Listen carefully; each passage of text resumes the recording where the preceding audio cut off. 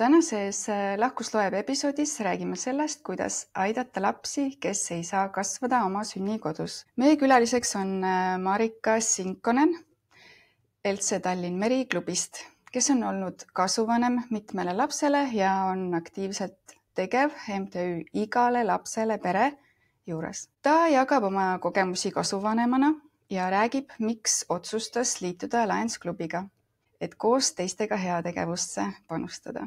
Tere tulemast! Tere! Kuidas sa esimest korda kasuvanemaks saamise juurde sattusid?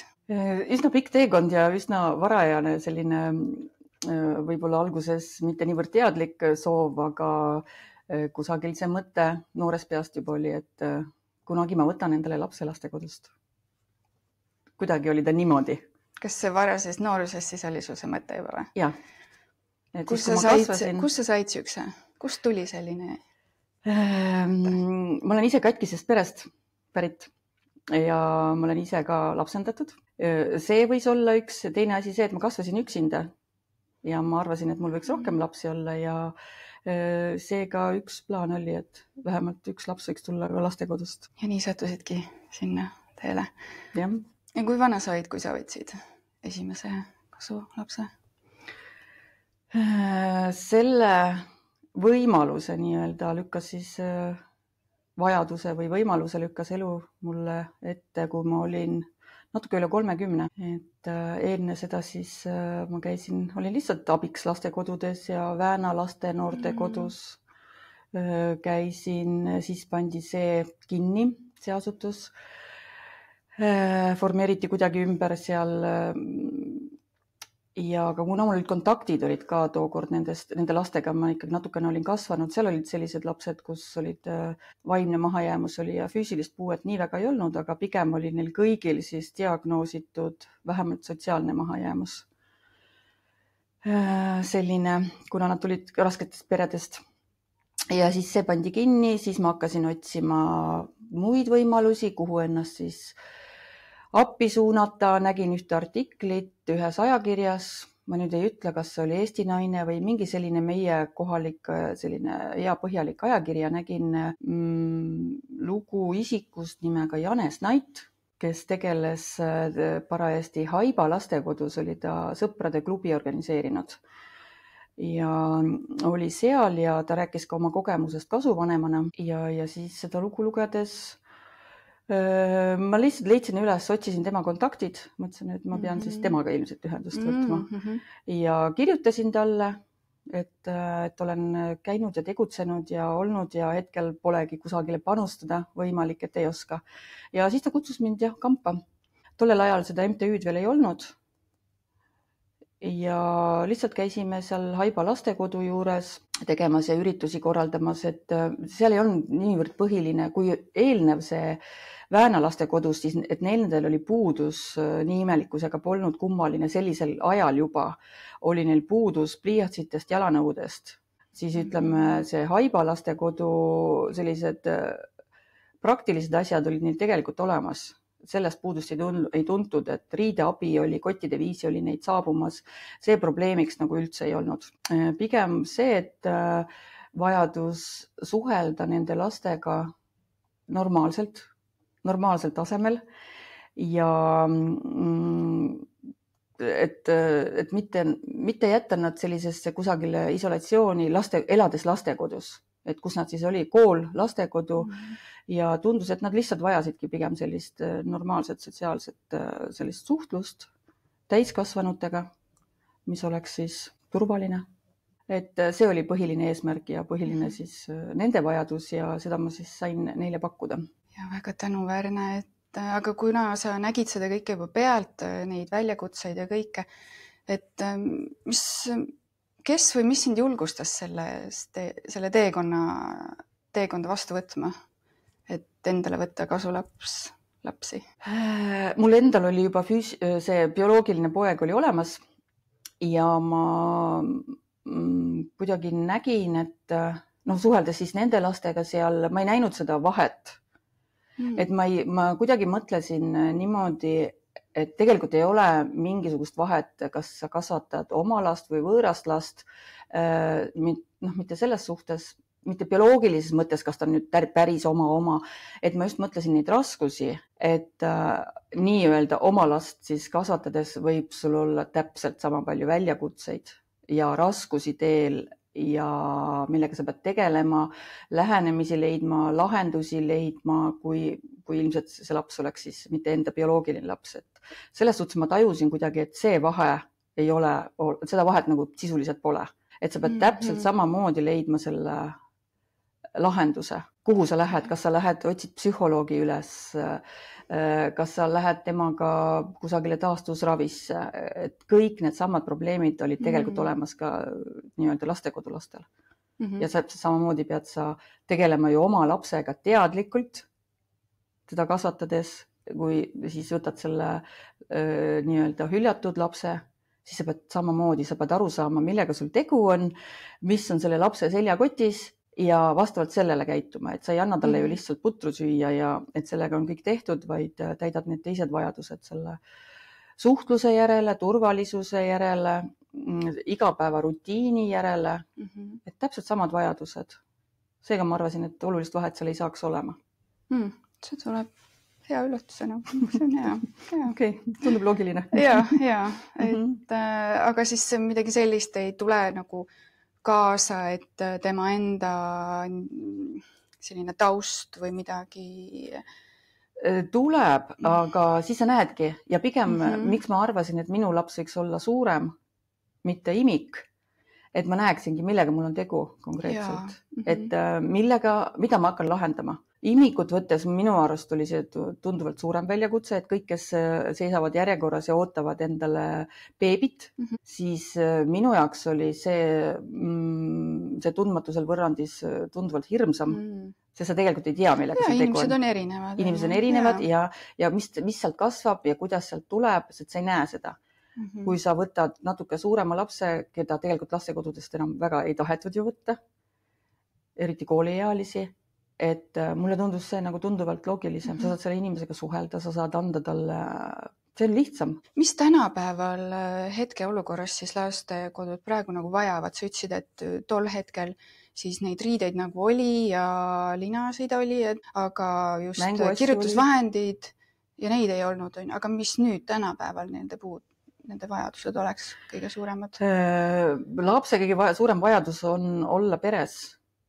Ja miks näiteks, alguses oli meil selline MTÜ, kuhu ma siiamaani ka kuulun, ma ei ole seal tegev, ma lihtsalt hoian ennast seal, et ma saaksin neile maksta siis liikmemaksu, et ehk siis nad saavad võib-olla mõned kulukesed väiksed sealt selle arvelt, nii et sellest on ka umbes 20 aastat kindlasti, kus ma seal liige olen.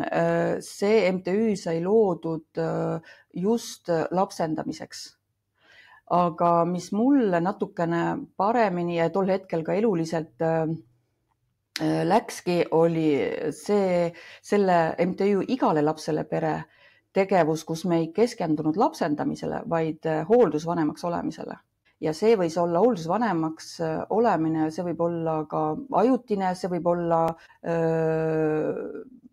mõneaastane projekt, see võib olla kas või meil on olemas ka kriisipered, kuhu siis laps saadetakse, selle asemel ta saata siis lastekodusse nii-öelda, ametiasutusse, kus siis inimesed vahetuvad mingil määral, eks seal on ka ju pereemad.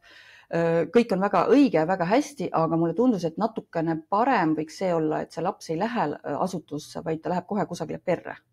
See ei pruugi olla tema jääv pere. Kriisipere. Ma nimetaks seda kriisipereks või siis ta on ajutine, ta võib olla aastane pere.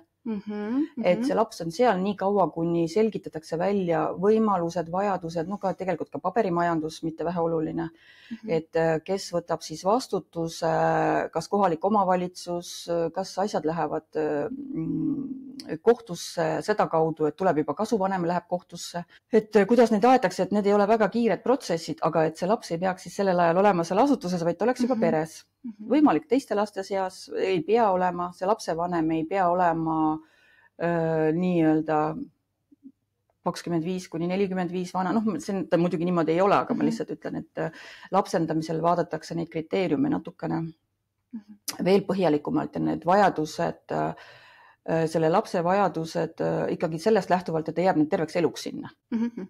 kuni ta suureks kasvab ja et see ongi tema pere. Et siis kasupereks või hooldusvanemaks olemisel on natukene teistsugune nüanss, et see laps ei pruugi sinna jääda, aga see laps saab abi seal olles. Ja muidugi peab olema kasuvanem ja hoolduspere peab olema pädev siis tegelema nende traumadega. Ja need traumad ongi tavaliselt juba sellel suuremal lapsel, ega sellel imikul on lihtsalt hüljatus ja on lahusolek siis sellisest natuke teistmoodi vaadeldav. Et kasuperes on see, kasupere valmidus on, et kas sa võtad selle lapse, kas sul on tema jaoks aega, kas sa saad teha tema jaoks seda traumateadlikku sellist käitumist, rakendada siis teatud teraapiaid, kas sa saad ta viia siis jällegi nagu oma lapsegagi tegelikult, kas sa saad ta viia kusagile mujale teraapiasse, et milliste arstide vahel, millist ümarlauda sa kasutad, kas sul on psühhiaater, sotsiaaltöötaja, sest kui ta on kasuperes, siis pigem seal sotsiaaltöötaja tegevus on väga oluline ka, koostöö kõige sellega, et seal võivad mitmed sellised spetsialistid peaksid olema siis kaasatud. Lapsendamisel pigem on see protsess alguses ka väga põhjalik, aga siis see laps läheb peresse ja ta justkui kaob. Ta justkui kasvatatakse, et see vastutus läheb üleni, täiesti läheb siis sellele lapsendajale ja koos kõikide õiguste ja kohustustega. Kasupere puhul siis ikkagi jääb alles kohalik omavalitsus, spetsialistid, riik maksab selle eest, nende teenuste eest, mida siis saaks siis seal rakendada ja mille vajadus on tegelikult olemas suurem. Ja siin ongi siis see MTÜ Igale lapsele pere, kes aitab nii nõustamisel, kogemusnõustamisel, lapsendatud pere, ma ei tea, kui palju nad saavad kogemus, ilmselt nad jäävad ikkagi ka mingil määral sinna kusagile vaatevälja, aga nad pigem lähevad oma perega, oma tuumikuga lähevad ise edasi. Sealt MTÜ-st või? No sellest ringist nii-öelda, et kui nad tulevad, kui keegi tahab last lapsendada, ütleb, et ma tahan imikut saada, siis ta võib pöörduda sotsiaaltöötaja poole, sotsiaaltöötajal on seal ka midagi on silmapiiril, kusagil keegi probleemsed pered, kusagil on keegi sündimas, kui laps sünnib, näiteks haiglast, eks ju, võetakse ühendust, meil nüüd tuli ja keegi sünnitas, et see on nagu selles mõttes, ta teeb koostöös MTÜ-ga on see pere alguses ja kui toimub, siis saab lapse nii-öelda, toimub koolitused, saab lapse ja pigem lapsendaja, minu arust, minu nägemus on selline, et nad pigem lähevad siis oma perega edasi ja elavad seal oma elu. Vajadusel küsivad abi. Aga mitte nii palju, kui kasupere on, siis kasupere ei lapsenda seda last, et ikkagi hoolduse, ta on hoolduses nii-öelda kas lepingu alusel või siis kohtu poolt määratud eeskostjana. Mõnikord jääb eeskostjaks siis ikkagi kohalik omavalitsus, natukene seal nüansse on. Ja siis need vanemad tahavad jääda pigem sellesse süsteemi sisse, kus nad saavad nii teiste vanemate kogemusi, kus nad saavad teada konkreetseid teisi MTÜ-sid või ühinguid või milliseid teenuseid siis riik sisse ostab, sest riik ise tavaliselt, meil niimoodi ei ole, et riik ise teeb, et need teenused ostetakse, et siis on nad rohkem selles võrgustikus sees. Ja. Aga kui nüüd mõni pere, noorpere või siis ilma lasteta või lastega soovivad, kus nad saavad avaldust kirjutada näiteks, et tahan olla kriisipere või siis kasuema, kasuvanemad? Tegelikult nad võivad igale poole pöörduda, nad võivad lastekodusse pöörduda, nad võivad laste turvakodusse pöörduda, seal kindlasti öeldakse ka, kuhu pöörduda edasi, et see esimene kontakt, see võib olla sotsiaaltöötaja enda piirkonnas, enda linnaosa. Aga see ei pruugi alati niimoodi olla. Et ütleme, praegu on võib-olla lihtsam, vanasti käisid need tulevased lapsevanemad läbi kohalikud omavalitsused ise rääkimas erinevate sotsiaaltöötajatega ennast nii-öelda järjekorda panemas. Mis tegelikult oli ju üsna keeruline, et siis sa sõitsid need ringkonnad ju kõik läbi ja nii-öelda olid seal järjekorras, vahepeal tuletasid ennast meelde sotsiaaltöötajale. Aga praegu seesama, see meie MTÜ Igale lapsele pere küsida, kui oled hooldus, sest kogu see info tuleb ka sealt sotsiaaltöötajate käest, tuleb samamoodi, sotsiaaltöötajad juba küsivad, nad teavad, et meil on selline võrgustik olemas ja et on ette valmistatud pered, kus kusagile mahub juurde, kas kusagil veel midagi toimub, sest toimub pidev koostöö ja need pered on siis selles vaateväljas ja pigem nagu suhtlevad. Kui palju lapsi üldse on, kes siis on nii-öelda hüljatud? Lapsi, ma arvan, et meil on praegu kasuperesid ja see kogu aeg ajas muutub. Kasuperesid on kusagil 1500, 1700, aga need lapsed, kes elavad siis hoolduses nii-öelda, ma ütlen lastekodu ikkagi, eks ju. Et neid on ka ikkagi ligi 2000 kindlasti. Et ruumi oleks veel uutele hooldusperedele, kasuperedele oleks, et nad saaksid võib-olla lastekodus. See ei ole halb, et nad on lastekodus, see on väga hea, kui nad on saanud turvalise keskkonna.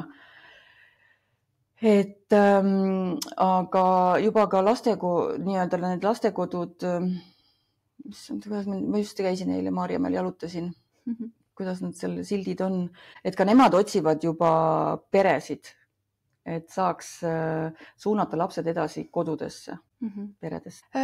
Räägime lähemalt korra veel MTÜ Igale lapsele pere. Millised on sinu enda roll seal ja tegevused seal organisatsioonis? Minu roll on praegu tagasihoidlik. Et kui ma ise võtsin oma lapsed, ma olen olnud 3 lapsele eeskooste pere kohtu kaudu määratuna siis lastele, kelle vanematelt on juba vanemlikud õigused ära võetud. Võib-olla ka nii, et ei võeta ära ja saab olla hoolduspere, et siis sellisel juhul võtab selle vastutuse kohalik omavalitsus. Aga sellel ajal, kui need lapsed olid, nüüd ongi see on 20 aasta jooksul, kui lapsed olid väiksemad, loomulikult see tegevus oli tihedam, olid üritused, kokkusaamised, koolitused, neid oli rohkem, siis praegu ma olen selline pigem väike taustajõud, et kui kusagil on vaja, midagi küsitakse, siis sellisel juhul olen siis olemas. Ja kui juba Lionsist rääkida, meie klubist, siis igale lapsele pere, siis nendel on konkreetsed vajadused, et ja siis nende kaudu saame siis, et ma saan juba Lionsi kaudu nii-öelda abiks olla. Kas sa mainiksid veel üle kokkuvõtlikult, milliseid praktilisi tugiteenuseid MTÜs pakute kasuperedele? MTÜs on traumakoolitused, tugiteenustena on nõustamised, mentorlus, psühholoogilised nõustamised, siis peretoe koolitused, seal on sellised peretugi, seda pakutakse siis läbi Sotsiaalministeeriumi ja see on selline, kus on tugi siis kuni esimese aasta jooksul siis kasuperes olemisest ja need vajadused, mis tekivad ka hiljem, et need eristuvad ja sellised nüansid sealt. Aga kasulik kindlasti ja kasutatakse neid ka. Jah, kasutatakse. Riik maksab selle eest. Et on leidnud selle vajaduse. Jaa. Aga veel isiklikul teemal, et mis on sinu kogemus järgi kõige keerulisem osa siis kasuvanemaks olemisest? Kõige keerulisem on ilmselt ikkagi see vastutus. Kui nüüd keegi mõtleb. Jaa, see vastutus nii-öelda võõra lapse ees. Oma lapsega me läheme nagu mõnikord lihtsamalt. See vastutus on keerulist, ma ei oska öelda, seal ei ole, see on nagu tavaline lapsevanemaks olemine, seal ei ole muid asju keerulisemaid. See on sellisel juhul keerulised, kui lapsel on kindlad sellised probleemid, aga ta ei ole siis ka keeruline, siis sa lihtsalt asud ju seda lahendama. Nii et kui minul näiteks lapsed tulid, ühed olid 8-aastased, nad ei osanud lugeda, nad läksid hiljem kooli, nad ei olnud kunagi lasteaias käinud, nad ei olnud kunagi basseinis või kinos käinud ja nad tegelikult pidid juba minema teise klassi. Kooli, see esimene kooliaasta, mis läksid 8-aastaselt, see jäi ka pooleli, et justkui see oli hästi keeruline, aga sa ju ei jää istuma, sa tead, et sa pead lapsed kooli saatma taheti siis alguses erikooli saata, siis tegelikkuses hakkad siis ise tegelema, rohkem tegelesin lugema õpetamisega, jutustasin nendega, abiõpetaja võetakse, lapsed ikkagi kooli, suhtled rohkem õpetajatega, aga see ei ole, see on täpselt selline asi, mis sa teed oma lapsega ju ka. Jaa. See ei ole ju mitte midagi sellist, mis oleks nüüd nii keeruline või ületamatu. Et niimoodi ei ole, midagi ei ole keerulist. Siis põhimõtteliselt on ette valmistada vaja ennast, et kohaneda siis lapse vajadustega ja taustaga ja kõik. Ja olla selleks valmis, et lapsel on enda seljakott. Ta tuleb oma seljakotiga, milles on mingid asjad sees. Kui sa suudad need vaadata, suudad spetsialistide abiga need tuvastada ja sul on motivatsioon kasvatada seda last, olla hea lapse vanem, leida endale sõber võib-olla, oleneb, mis vanuses see kõik toimub, seltsiline, siis lähevad need asjad. Mis on selline kõige südamlikum ja liigutavam hetk, mis sa oled kogenud? No ikka siis, kui sulle see ema öeldakse seal esimest korda niimoodi ärevalt või vaikselt ja piilutakse sind või et sellised momendid, need kallistused ja vahel on ka sellised siirad kallistused, kus öeldakse, et mul on nii hea meel, et mul on nüüd selline ema. Et võib-olla esimesed emadepäeva küpsisetordid oma tehtud seal kusagil sellise väriseva käega mingid kirjad ja kõik selline, nagu ma arvan, et sa saad selle, sa ju võib-olla ei ole nii palju selleks ette valmistunud kui oma last sünnitades ja siis, et sa tead, sa oled talle ema, aga selle teisele sa pead kuidagi ja kui ta sulle annab selle tagasiside, siis sa tead, et kõik on hästi, oledki õigel teel. Liigume siit edasi Lions klubi juurde. Sa oled nüüdseks olnud paar aastat Lions klubi liige, et mis sind sinna klubisse tõi ja kuidas sa sattusid sinna? No see tundus ka tegelikult nii loogiline, sest ühel hetkel, nagu me ütlesime, selles MTÜs enam nii aktiivset seda rakendust ei olnud. Samas selline teha head või anda omapoolne panus nii lihtsalt ühiskonda ja ka lastega seotud teemad läbivalt läbi elu nii ehk naa, et see oli olemas, et kõike justkui teed ja siis tekkis lihtsalt Raivo, meie Raivo Vilboste, keda ma teadsin, et ta ju tegutseb ja on, aga kuna mind ei olnud kutsutud, ma ei mõelnud, et ma peaksin sinna siis Lionsisse tulema või astuma, aga ühel hetkel siis Raivo Vilboste ütles, et kuule, mis sa arvad, tule vaata. Ja see tundus nii loogiline, et loomulikult, et seltsis ja koos teha neid asju või ideid leida, et see on väga huvitav. Et alguses kobamisi ja nüüd võib-olla kui mul tuleb tuleb mu presidendi aasta, et eks ma pean siis natukene... Palju õnne. Aitäh. Eks ma pean siis olema siis aktiivsem ja leidma siis midagi, kuidas märke endast maha jätta. Ja, on sul midagi juba mõttes? Ideid on. Lähed mõne vana suure asjaga edasi või siis oma projektidega? Ma olen kõigele avatud, et kui tekib ka muid asju, aga siin seesama MTÜ Igale lapsele pere tuleks ka sealt vaadata, et nüüd ma saan natuke teises võtmes võib-olla aidata, ma saan rohkem inimesi kaasata. Just. Ja sellises organisatsioonis hea tegevust teha on ikkagi hoopis teine tera. Kaasamõtlejad on ju tegelikult, ma ei pea neid otsima kusagilt, nad on kõik mul olemas seal kambas. Jaa. Suurem tugi. Ja, just. Mis on olnud sinu klubi siis LC Tallinn Meri üks meeldejäävamaid projekte sinu vaatevinklist siis? Mulle väga meeldis, me käime igal aastal seal jõuluturul. Pirita linnaosa valitsuse korraldatud jõuluturul siis ja kogu sellest tulust saadavad vahendid lähevad Pirita siis vähekindlustatud peredesse. ja see üritus, no see oli juba eelmine aasta ja see aasta oli lihtsalt selline ilusas kohas Pirita kloostris ja see üritus ise oli tore, kontsert oli nii tore ja kõik see sealt saadud siis see tulu, mis see oli, see number oli ilus ja minu arust see oligi selline hetk, et noh, kuigi teinekord ma olen mõelnud, et ei tahaks ju ainult head teha jõulude ajal, et võiks ka mujal olla neid erksamaid hetki, siis siin Lionsis ma näengi, et siin ei ole, me ei piirdu ainult siis jõulude ajaga, et kus inimesed lähevad ja teevad midagi, aga sellele jõuluajal midagi tegemisel tegelikult on oma võlu ka, et ma siis võtaks selle kriitikat natuke vähemaks, et inimesed ainult jõuluajal teevad. Et siin ma tundsin seda rõõmu, nii tore oli, tõesti oli tore.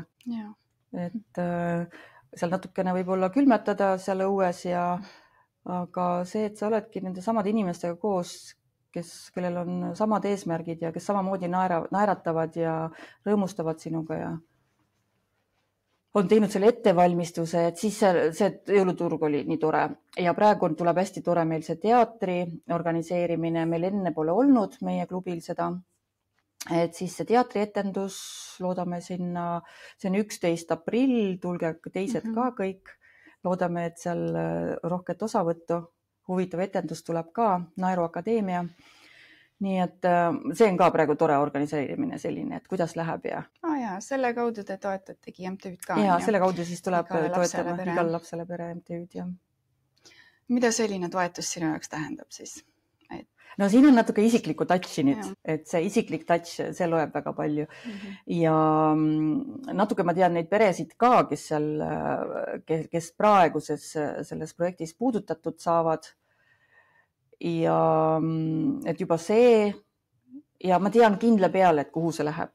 See on ju tegelikult ju mitte väheoluline. Teinekord kusagil need maskeeruvad, need rahad lähevad kusagile organisatsiooni enda ülalpidamisele, näiteks MTÜ, kus on tegevuskulud kõrged või midagi veel. Et siinkohal seda ei ole, et me teame täpselt, et me ei pea, MTÜ ise toimib. Nad teevad nii-öelda, tõlgivad MTÜ juht Janes Naita ise tõlgib raamatuid, neid trükitakse, neid raamatuid siis traumateadlikkuse tõstmiseks ja neid ostavad. Traumateadlikkuse tõstmiseks. Ja et siin on läbi aastate mitmeid väga põnevaid raamatuid tõlgitud ja tehtud ja siis neid müüakse, siis Sotsiaalministeerium ostab ja tehakse koolituste raames, nii et nemad majandavad ennast ise ära. Et selles mõttes on hea teada, et need vahendid, mis meie teeme, et need lähevad konkreetsetesse headesse tegevustesse, vajadustesse. Kas MTÜ igale lapsele pere, kas neil on veel mingit tuge vaja? Kas Lions klubid saavad toetada kuidagi? Ka teised klubid nagu mitte? Jaa, saavad, aga ma ei võta nüüd selles kohas sõna, et öelda, mis see täpselt võiks olla. Et selle sõnumi peaks siis saatma ikkagi MTÜ juht. Me saaksime temaga seda arutada ja sellisel juhul küll, et praegu on see alles esimene linnuke selline, mida me proovime teostada ja siit, kui sest nende vajaduste katmisel, mis on olnud, on tekkinud, on olnud erinevad variandid, et kust saada või vahendeid ja kuidas seda teha.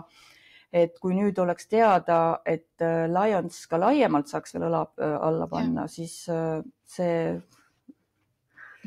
taevas avaneb ja me saame seal elumuutvaid asju teha. Kui keegi veel meie kuulajatest ja vaatajatest mõtleb, et võiks hakata kasuvanemaks, et mis oleks sinu esimene soovitus talle? Sellised esimesed punktid. Et ta väga ei kõhkleks. See on väga hea. Et ta väga ei kõhkleks, perekond peab olema valmis, kui üks inimene perekonnas, täiskasvanutest, siis partnerid omavahel. Kui üks natukene kõhkleb, siis see ilmselt ei ole see õige asi veel, võib-olla sinna alles kasvatakse, see ei ole halb, kui kellelgi on arvamus, et ta ei ole valmis, seda peaks tunnistama lihtsalt, võib-olla kasvada sinna ja saab osaleda mingil muul moel. kui tehakse koolitusi, tulla abiks vabatahtlikuna vaadata neid lapsi, millistes peredes kasvavad, suhelda teiste kasuvanematega, kes räägivad oma kogemustest, et võib ju sealt ka alustada, et ei pea kohe alustama sellega, et nüüd läheme marsime kohale ja võtame endale ühe lapse. Tundmatusse. Ja, aga Facebooki grupid kindlasti on teil, jah? Facebooki grupid on ka, aga siin eelistatakse ikkagi selliseid pigem füüsilisi kontakte. Ja. Et kindlasti see on, kui kellelgi on südames selline soov minna selles suunas ja meie elu läheb, ei ole väheoluline, kuidas me oma elu veedame, millised etapid meil elus on. Meil võivad olla etapid, kus me teeme tööd, meil võivad olla etapid, kus me kasvatame oma lapsed juba üles, siis teeme tööd ja meil võib olla veel üks lisaetapp, mis ei pea olema 20-aastane. See etapp võib olla ka lühem, kus me teeme siis, kus me võimegi ollagi kasuvanem ja ta on lühem, sellise töö mõttes on ta lühem, aga see, mis ta endaga kaasa toob, see on ju elukestev lõpuks, see kogemus. Et see energia, mis ringleb ja mis toimub ja millised väärtused elus, rõõmu, pisaraid, kõike, see on elu nii eluline, et miks mitte, sest nagu ma ütlesin, minul see aktiivne periood on praegu möödas, aga see, et mis ta mul oli, seda ei saa mitte keegi seda kogemust ära võtta, et see on lihtsalt nii väärtuslik. Ja nii põnev. Ja nii põnev tõesti. Kas sul on veel midagi lisada? Nüüd me olemegi siin lõpusirgel. Ma võin seda öelda, et ma olen lihtsalt ülimalt rõõmus, et ma Lionsisse sattusin. See ei ole lihtsalt selline jutt, et nüüd ütleks paari head sõna ja pigistame midagi välja, vaid ma olen heas kohas ja võib-olla õigel ajal ja mul on palju energiat, palju teadmisi, oskusi, palju tutvusi ja et siin koostöös oleks väga põnev. Et ma loodan veel paljudega tuttavaks saada, sest ma tegelikult siin teatrites olen käinud, üritustel olen käinud, aga ega siis iga sammu peal kellegiga ei räägi ka. Aga mõned näod on juba tuttavad ja kusagil väiksed tered juba tulevad, nii et ma loodan galal kohtuda ja inimestega suhelda, leida paremad kontaktid. Ja et ka mind siis keegi teine, kes leiab või kuuleb praegu, mõtleb, et äkki see inimene võiks mulle kasulik olla, heas mõttes kasulik, et siis palun väga kasutage mind ära, et ma hea meelega olen kasulik kellelegi. Annan nõu, konsulteerin, viin õigete inimestega kokku, kõik see. Nii et... Milline väärtus ja vara. Kasutage mind ära. Aitäh, Marika, et jagasid meiega oma teekonda, teadmisi ja südant liigutavaid kogemusi. Aitäh kuulamast ja vaatamast. Järgmise korrani. Aitäh kutsumast!